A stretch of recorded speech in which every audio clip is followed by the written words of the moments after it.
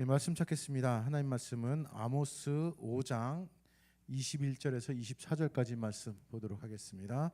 아모스서 5장 21절에서 24절입니다. 한 절씩 교독하도록 하겠습니다. 제가 21절 먼저 읽겠습니다. 내가 너희 절기들을 미워하여 멸시하며 너희 성회들을 기뻐하지 아니하나니 너희가 내가 받지 아니할 것이요 너희의 살찐 희생의 화목제도 내가 돌아보지 아니하리라. 내 노랫소리를 내 앞에서 그칠지어다. 내 비파소리도 내가 듣지 아니하리라. 오직 정의를 물같이 공의를 마르지 않는 강같이 흐르게 할지어다. 아멘. 제가 그냥 읽는 게 더 좋았을 걸 그랬네요. 오늘은 성탄절입니다. 사실 성탄절에서 우리가 같이 공유교회로 하고 있는 기쁨나무 교회랑 같이 할까 고민을 하면서 연락드릴까 하다가 그래도 첫 번째 성탄절이니까 우리끼리 그냥 소소하게라도 조그맣게라도 하자라는 생각으로 했습니다. 시대가 점점 흘러가면서 성탄절이나 연말 분위기가 잘 나지 않는 것이 현실입니다. 특히 지금 상황이 더욱더 그렇고요. 나라가 비상인 상태라서 성탄절 분위기가 나지 않습니다. 성탄절 전후로 뭐 언제까지 뭘 해라, 언제까지 뭐 해라 이런 중요한 날의 의미는 있지만은 성탄절이라 해서 그 의미를 생각하는 사람들은 많이 없습니다. 물론 교회마다 성탄 트리를 하고 그리고 칸타타도 하고 축하 행사도 합니다. 가게들은 또 트리를 많이 하죠. 저희가 사는 곳이 연남동인데 연남동 돌아다녀 보면은 정말로 많은 가게들이 트리를 정말 멋지게 했어요. 아마 그 모습을 보고 이제 들어오게끔 하기 위한 수단이기도 하겠죠. 하지만 그 트리들이 성탄절이 어떻다라는 것에 대해서 잘 모를 겁니다. 제가 어저께 문자를 하나 받았어요. 제가 사는 곳, 제 구청장이 보낸 문자. 근데 의외로 거기에 도리어 예수님의 태어나심을 축하합니다. 뭐 이러면서 예수님에 대한 언급이 있어서 놀랐어요. 솔직히. 사실 주변을 돌아다녀 보면은 성탄절은 어떻게 보면은 공식적으로 허가된 노는 날, 파티하는 날, 연인끼리 데이트하는 날이 되었습니다. 이런 상황들을 보면 약간 좀 주객전도된 느낌을 받아요. 오늘 드리는 설교는 사실 작년에 제가 글로 쓴 설교를 좀 수정해서 오늘도 설교를 하고 있는데요. 주객전도라는 말은 주인과 손에 처지가 뒤바뀐다는 뜻입니다. 그래서 사물의 경중이나 선우, 완급 따위가 서로 뒤바뀌었다라고 할 때 주객전도라는 말을 씁니다. 성탄절에 주인과 손님의 자리가 바뀌었습니다. 성탄절에 뭔가 상업적으로 또는 다른 것들을 꾸미려 하는 자들 또는 사람들이 주인이 돼버렸고 예수님은 뒷전이 돼버렸습니다. 교회 행사도 그럴 때가 참 많아요. 성탄절 하면은 성탄절의 의미보다는 성탄절이기 때문에 하는 매년 형식적인 행사들을 위주로 할 때가 참 많이 있습니다. 칸타타나 성탄 행사들 그런 것들이 그래요. 제가 학창시절 때도 그런 것 같습니다. 사실 여러분들도 인식하겠지만은 잘 아시겠지만은 성탄절보다 더 중요한 날이 있죠. 성탄 전야, 성탄 이브예요. 보통 성탄 전날에 실컷 놉니다. 제가 이런 얘기하면 제 나이를 또 막 생각한 사람도 있을 텐데 제가 초등학교 때는 이 통행 금지가 있었어요. 통행 금지를 겪은 사람이 없었을 것 같은데 근데 성탄 전날만 풀어줬어요. 그래서 초등학교 때 이 중등부 형들한테 막 새벽송 같이 돌게 해달라 막 부탁해서 그날만은 밤새 새벽송을 돌았습니다. 그것이 거의 교회는 예전엔 전통이었죠. 그래서 새벽송을 24일 날 밤에 돕니다.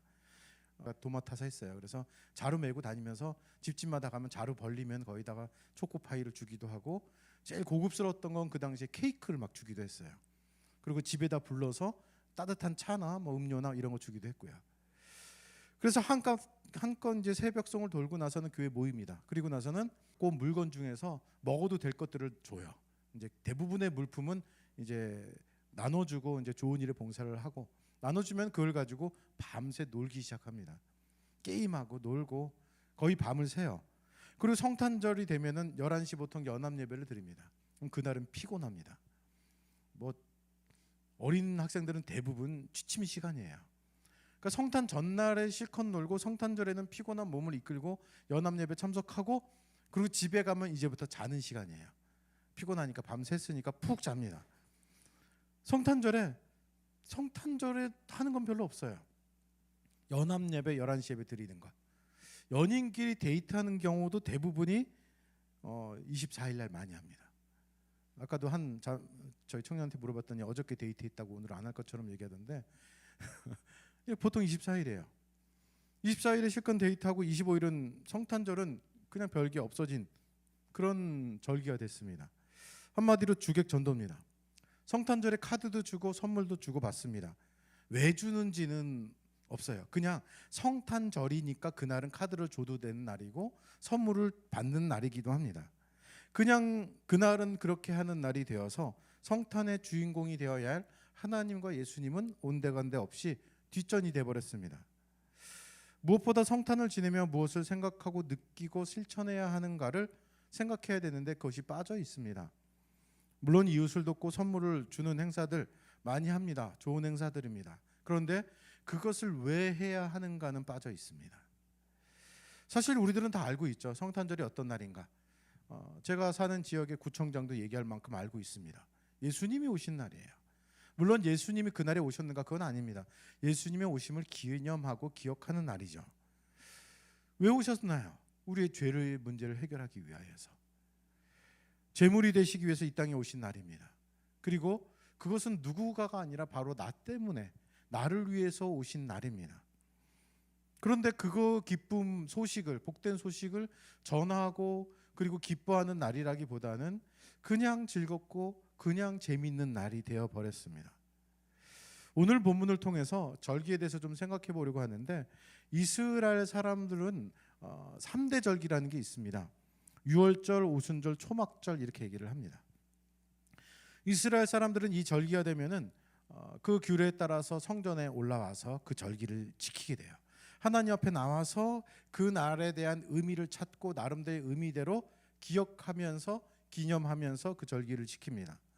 우리들이 이제는 어떻게 살아가야 될까를 생각하게 됩니다. 물론 그 절기의 의미를 잃어버렸을 때, 잊어버렸을 때 그들은 큰 어려움을 겪기도 합니다. 이 절기들은 하나님께서 세우게 하신 것이고 이스라엘 백성들은 그 절기를 지켜야만 했습니다. 오늘 본문 21절 한번 볼까요? 한번 성경 본문 그냥 비춰주시면은 그런데 이 절기에 대해서 이렇게 얘기를 하세요. 내가 너희 절기들을 미워하여 멸시하며 너희 성회들을 기뻐하지 아니하나니. 이 절기들을 하나님께서 미워하고 멸시하고 또한 성회로 모이는 것, 그러니까 성회라는 것은 공식적인 모임입니다. 사람들이 모이는 것을 기뻐하지 아니하신다고 그래요. 지금 현대 교회는 큰 행사, 큰 절기라고 그러면 부활절, 추수감사절, 성탄절 이렇게 얘기도 합니다. 우선 다른 절기도 많이 있습니다. 맥주감사절이나 성령강림절이 많이 있는데 크게 얘기하면은 부활절, 추수감사절 또는 성탄절을 얘기를 많이 합니다. 이 날을 우리는 소중하게 여기고 그리고 감사 헌금도 드리고 그날엔 특히 식사도 좀 더 잘하고 떡도 더 만들고 그날에는 선물도 주고 받습니다. 근데 시간이 흘러감에 따라서 그 본질을 잃어가고 있는 것은 이스라엘 사람들하고 동일시돼요. 이스라엘 사람들에게도 유월절, 오순절, 초막절 이런 것들이 나중에는 껍데기만 남습니다. 그래서 그것을 지키면서 하나님께 눈먼 것, 병든 제물을 드리기도 하고 그리고 죄진 상태에서 하나님과 멀리 동떨어진 삶을 살면서 절기만 지키는 그런 모습들을 보이게 됩니다.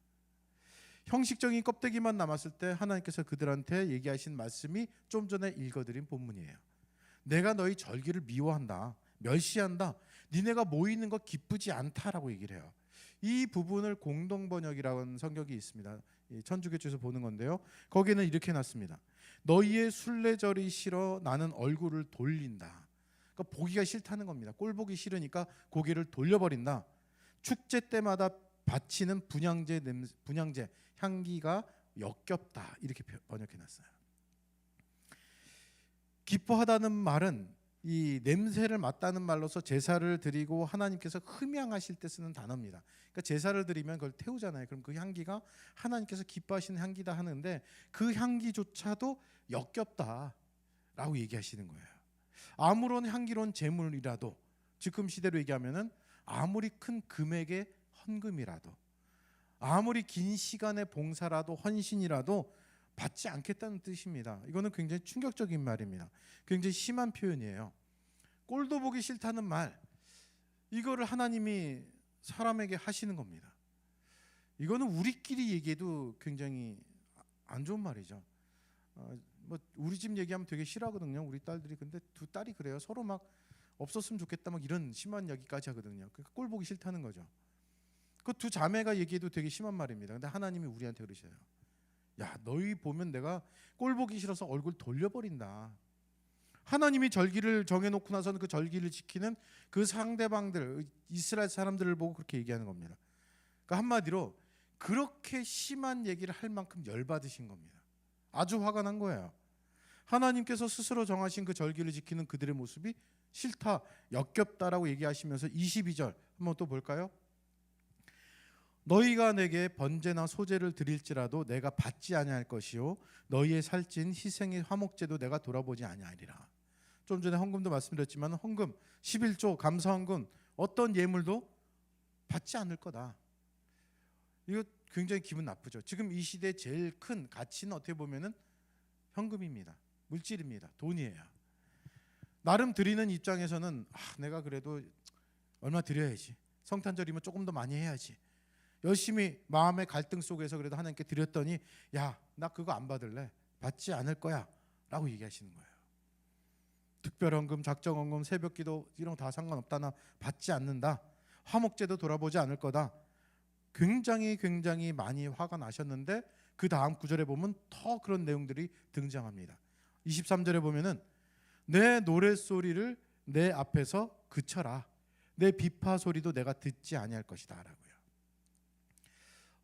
여기 교회도 악기들 참 많이 있습니다. 제가 알기로가 아니라 진짜 기쁨 남은 교회 목사님 찬양 목소리 되게 좋아요. 우리 첫 딸이 아주 처음에 듣고 아주 놀랐어요. 목사님도 저 무슨 분이시냐, 어떤 분이시냐, 목소리가 너무 좋다. 뭐 우리 첫 딸이 뮤지컬 좋아하는데 뮤지컬 하시는 분 같다. 뭐 이런 별 얘기를 다 하면서 저한테 그런 얘기 한 적 한 번도 없거든요. 예, 그런데 여기 충격적으로 얘기를 합니다. 노래 소리를 내 앞에서 그쳐라. 비파 소리도 듣지 않을 것이다. 그러니까 한마디로 비파 소리 그러면 그냥 악기 소리라고 생각하시면 됩니다. 노래하는 자들을 세워서 노래할 뿐 아니라 하나님께 나팔이나 그때 재금이나 여러 가지 악기도 사용됐습니다. 지금으로 치면은 뭐 드럼이나 베이스나 뭐 신디나 이런 것들 얘기를 하는 거죠. 근데 그 앞에서 하나님이 얘기하시는 그쳐라, 멈춰라 이렇게 얘기합니다.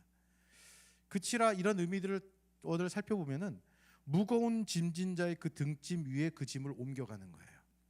더 무겁게 하는 겁니다. 짐을. 그들의 노랫소리가 하나님의 무거운 짐을 지워줄 만큼 괴롭게 한다는 뜻입니다. 하나님을 찬양하고 기쁘게 부른다는 노래가 도리어 하나님께는 소음이고 그리고 짐을 더 무겁게 하는, 힘들게 하고 있다는 겁니다. 우리는 대부분 개역 개정, 개역 한글 쓰신 분도 있지만 그걸 쓰지만은 영어 번역은 더 많이 있습니다. 우리나라 것도 점점 생기고 있지만 NEB라는 성경 버전이 있는데 거기서는 이 구절을, 이 단어를 나를 풀어달라 이렇게 놨어요. 그러니까 니네들이 부르는 노랫소리, 나를 찬양한다고 하는 찬양 소리, 그리고 나를 위해서 악기를 동원해서 드리는 그 찬양 소리가 나를 힘들게 하고 있다. 나 좀 풀어줘 이거예요. 나 좀 풀어줘. 정말 꼴도 보기 싫고 니네가 절기를 드려도 난 그것이 싫고 헌금 드려도 받지 않을 것이고 노랫소리도 나한테는 짐이야. 나를 제발 좀 풀어줘 이런 겁니다. 성경을 보면서 이런 내용들을 보면 아 그렇구나 정도로 끝나는데 우리 현실에 좀 다가와야 되겠죠. 부활절이나 또는 추수감사절, 성탄절에 칸타타들을 많이 합니다. 그리고 예배 전에는 요즘에 대부분 이렇게 찬양 악기를 동원을 많이 해서 이제 들어올 때부터 인내송부터 시작해서 경배 찬양을 많이 합니다. 근데 하나님이 그러시는 거야. 야 신디나 드럼이나 베이스나 치지 마. 듣기 싫어. 아니 나 듣지 않을 거야. 그거 나한테는 도리어 나를 괴롭히는 소음이야. 무거운 짐이야. 나 좀 풀어줘 이렇게 얘기하신다면은 큰일 나겠죠. 우리 교회는 아직 성가대도 없고 그렇지만은 혹시나 큰 교회에서 성가대 열심히 칸타타 준비하고 있는데 제가 가서 하나님께서 여러분 준비하는 찬양이 무거운 짐이랍니다. 하지 마십시오. 얘기하면은 돌에 맞겠죠. 왜 이렇게 얘기를 하실까? 하나님을 위해서 준비한 정말 악기를 다루기 위해서 서로 합을 맞추려면은 열심히 연습해야 되거든요. 그런데 이렇게까지 준비했는데 왜 그러시는가? 그 이유가 이제 24절에 등장합니다. 24절 볼까요? 이 말씀은 상당히 아주 많이 유명한 구절입니다. 오직 정의를 물같이 공의를 마르지 않는 강같이 흐르게 할지어다. 우리가 보통 보는 성경 그 이전에 개역 한글이라고 했는데 그 번역에서는 오직 공법을 물같이 정의를 하수같이 흘릴지어다 이렇게 얘기를 해놨습니다. 공법이라는 말, 지금 우리가 보는 정의라는 그 의미에는 판결, 정의, 법령, 소송, 고소, 선고 또는 공정, 습관, 태도, 계획 뭐 이런 여러 가지 의미를 가지고 있습니다. 정의라는 말 속에는 의로움, 구원, 번성, 의로운 행위 뭐 이런 것들을 뜻하는데 한마디로 이 모든 것들의 한마디로 얘기한다면 하나님의 법이에요. 하나님의 말씀대로예요. 그 하나님의 말씀대로 살아가는 그 삶이 있어야 되는데 그것이 끊겼다고 얘기하는 겁니다. 하나님 말씀대로 살아가는 그런 공정한 것들, 태도와 판결들, 규율들이 물처럼 흘러가듯이 온 나라에 흘러가야 되는데 공의가 마르지 않는 샘처럼 계속 흘려보내줘야 되는데 메말랐다는 겁니다. 한마디로 하나님의 법이 메말라서 보이지 않는다라는 의미입니다. 메말랐습니다.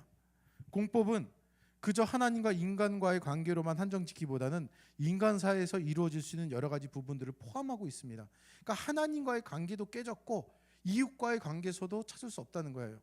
여러분들 하나님께서 우리에게 주신 모든 계명을 통틀어서 두 가지로 압축한다면 하나님 사랑과 이웃 사랑입니다. 하나님의 사랑도 안 되고 이웃 사랑도 깨졌다는 거예요.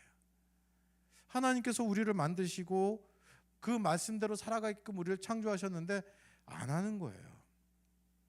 안 하면서 하나님께 드리는 절기, 헌금, 찬양, 악기 소용없다고 얘기하시는 겁니다. 이스라엘 사람들은 절기를 지키면서 특별히 절기 때마다 더욱더 기억하면서 공법을 물같이 정의를 하수같이 흘려보내고 그것을 실천해야 될 사람들입니다. 이스라엘은 그 가나안 땅은 굉장히 독특한 땅입니다. 젖과 꿀이 흐르는 비옥한 땅이다 정도가 아니라 그 땅은 세계의 중심지입니다. 위로 올라가면 유럽이고 여러분 제가 보기엔 이렇게 이쪽이니까 여러분 보기 이쪽 왼쪽으로 가면은 아시아예요. 밑으로 가면 아프리카입니다. 사방으로 영향을 끼쳐야 될 나라입니다. 그래서 하나님께서 그렇게 말씀하세요. 예루살렘을 이방인들로 둘러싸이게 했다라고요.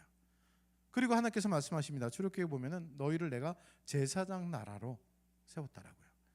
제사장 나라라는 것은 결국 주변의 많은 사람들에게 영향력을 끼칠 뿐만 아니라 그들을 하나님께로 인도해야 되는데 거꾸로 그들이 악한 행동을 함으로 인하여서 이방인들처럼 됐다는 거예요. 그러면서 절기 때는 지켜요. 이거 굉장히 아이러니한 모순적인 모습들입니다. 이 정의, 공의, 물처럼 하수같이 이렇게 쭉 나오는데 흘릴지어다 그 앞에 사실 한 단어가 생략되어 있습니다. 원어를 보면은 영원히 지속적으로 이런 단어가 있거든요. 그러니까 이 영원이라는 말을 넣는다면은 끊임없이 흘려보내야 된다 했는데 이 가나안을 중심으로 해서 하나님의 법이 하나님의 말씀이 하나님의 명령이 끊임없이 흘러서 사방으로 퍼지게 하는 겁니다. 점점 흘러가게끔 넘쳐나도록 영향력을 줘야죠. 그런데 끊어졌습니다. 없어졌습니다. 메말라 버렸어요. 그러고 나서 그들이 하는 것은 형식적인 껍데기만 남아버렸습니다. 절기를 지키긴 지킵니다. 하지만 왜 지키는지가 없어요. 이 절기가 무슨 의미지? 6월절을 왜 지켰을까? 그냥 지키래. 그냥 지키는 거예요. 초막절 그냥 지켜요. 7일간이나 더 지켜요. 그랬더니 하나님께서 그 절기를 보시면서 지키지 마라. 나 꼴 보기 싫어서 고개 돌려버린다. 음악 소리 듣기 싫다. 악기 소리 그것이 나를 좀 풀어줬으면 좋겠다. 나한테 날 매이지 마라. 이렇게 얘기를 합니다. 나름 의미를 가지고 성탄절을 보내고 나름 주의를 지킵니다. 하지만 그 가운데 하나님의 말씀이 하나님의 법이 나를 통해서 흘러가지 못하게 한다면은 하나님께서 나에게 이렇게 얘기하실 수 있습니다. 지금 여러 가지 안 좋은 모습들이 많이 있죠. 나라나 민족에 있어도 그렇고 교회도 그렇습니다. 불의를 행하면서 성탄절을 아무리 화려하게 멋지게 한다 하더라도 하나님께서는 그것을 받지 않으시죠. 오늘 본문을 통해서 보면요. 칸타타나 여러 가지 멋진 찬양들 합니다. 대형 교회나 큰 교회들 보면은 이 솔리스트를 많이 불러요. 성악가들 불러서 굉장히 멋진 화음과 그리고 정말 악기들, 무슨 뭐 파이프 오르간까지 있는 교회도 있으니까 굉장히 멋지게 합니다. 웅장하게 찬양합니다. 그런데 그것이 쇼가 될 수 있습니다. 우리끼리 즐기는 거예요. 하나님의 공법, 정의 아무것도 행하지 않으면서 그것을 하는 것은 하나님은 그 자리에 계시지 않습니다. 제가 연남동 돌아다니면서 수많은 카페와 가게들을 보면은 정말 아름답게 꾸며놨습니다. 물론 그 가운데 정말 하나님을 믿어서 와, 이 성탄의 기쁨을 사람들한테 알려줘야지 하고 보여주는 사람들도 있겠지만은 그렇지 않은 것도 참 많을 겁니다. 장사 속에 하는 것들도 있을 겁니다. 근데 그냥 장사 속에 하는 그곳과 교회들이 같아서는 안 되죠. 성탄절이기 때문에 화려하게 트리를 바깥에 꾸미고 사람들 오게끔 하고, 지금은 아마 뭐 이런 걸로 오진 않을 텐데 옛날에는 초코파이 주면 왔거든요. 아이들이 그런 거 주면서 오게끔 하고, 성탄절보다는 그냥 즐기기 위한 것이라면은 하나님께서는 그것을 싫어하신다고 합니다. 이와 비슷한 말씀이 이사야서에서 등장합니다. 이사야서 1장 14, 15절 말씀을 보여주시면은 이런 말씀이 있습니다. 내 마음이 너의 월삭과 정한 절기를 싫어하니 그것이 내게 무거운 짐이라. 똑같이 짐이라고 얘기하시죠. 내가 지게 곤비하였느니라. 너희가 손을 펼 때 내가 내 눈을 너희에게서 가려버린다고 얘기하십니다. 너희가 많이 기도할지라도 내가 듣지 아니하리니 왜냐하면 이는 너희의 손에 피가 가득함이라 나와요. 손에 피가 가득하다. 죄악을 저지르고 나서는 하나님께 절기를 지키는 것은 아무 소용없다는 겁니다. 예전에 그 영화 중에 투캅스라는 영화가 있었는데 아시는 분 있는지 모르겠어요. 안성기 씨 나오는 건데 대부분 모르는 것 같아요. 그 사람이 형사인데 불법을 저질러요. 막 가서 돈을 막 뺏어요. 그러고 나서는 주일이 되면 교회를 다니는 사람이 있는데 교회 와서 회개기도해요. 그게 나와요, 영화에서. 황당하죠. 우리는 웃으면서 황당하게 생각하는데 그 모습이 우리의 모습이 아닐까 생각해 봐야 됩니다. 죄를 지어요. 손에 피가 가득해요.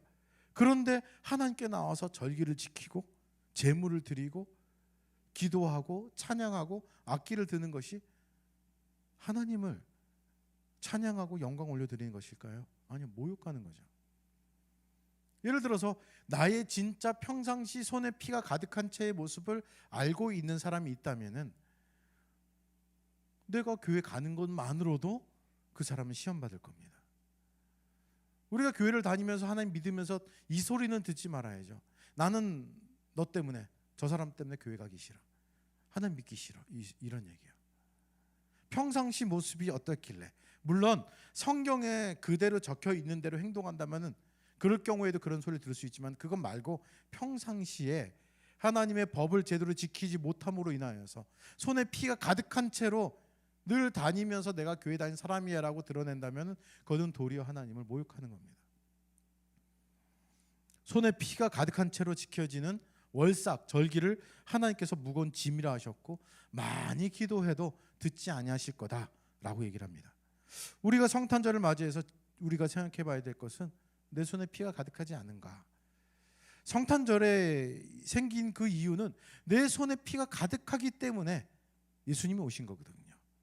그 피를 씻어주기 위하여서 스스로는 도저히 할 수 없기 때문에 하나님이신 예수님이 이 땅에 내려오셔서 인류의 모든 죄를 짊어지시고 십자가에 달려 돌아가시게 되는 거거든요. 그런데 그 일을 반복하고 있지는 않은가 생각해 봐야 합니다. 물론 죄의 문제가 해결될 수 있다, 이제는 해결을 되기 위해서 예수님이 오셨다라는 큰 기쁨 가운데 있어야 합니다. 예수님이 드디어 오셨다. 심령이 가난한 자들, 이 말은 그냥 가난을 얘기하는 것이 아니라 나의 무능력함, 전적인 무능력함을 얘기하고 있거든요. 그 전적인 무능력함 속에서 예수님의 오심은 큰 기쁨이고 큰 복음입니다. 그런데 그 기쁨을 반복해서 누려서는 안 되죠. 그 기쁨이 기쁨으로 끝나야지, 기쁘니까 또 죄짓자, 이건 아니잖아요. 또 죄짓자, 손에 피가 가득한 채로 또 와서 예배드리고 성탄절을 지키는 것은 큰 문제입니다. 손에 피가 가득했기 때문에 성탄절이 생겼는데 다시 또 그것을 반복한다라면 더 큰 문제죠. 하나님 말씀 중에 그런 말씀이 있습니다. 알고도 범하는 죄들에 대해서 하나님이 더 많이 때리신다고 얘기를 해요. 우리들은 다 알죠. 이제는 대부분 다 아는 사람들입니다. 알면은 이제 어떻게 살아가야 되는지, 어떤 모습으로 살아가야 될지 우리는 생각해 봐야 합니다. 성탄절을 보내면서 우리는 반드시 기억했으면 좋겠어요. 아, 성탄절은 어떤 날이다라는 것.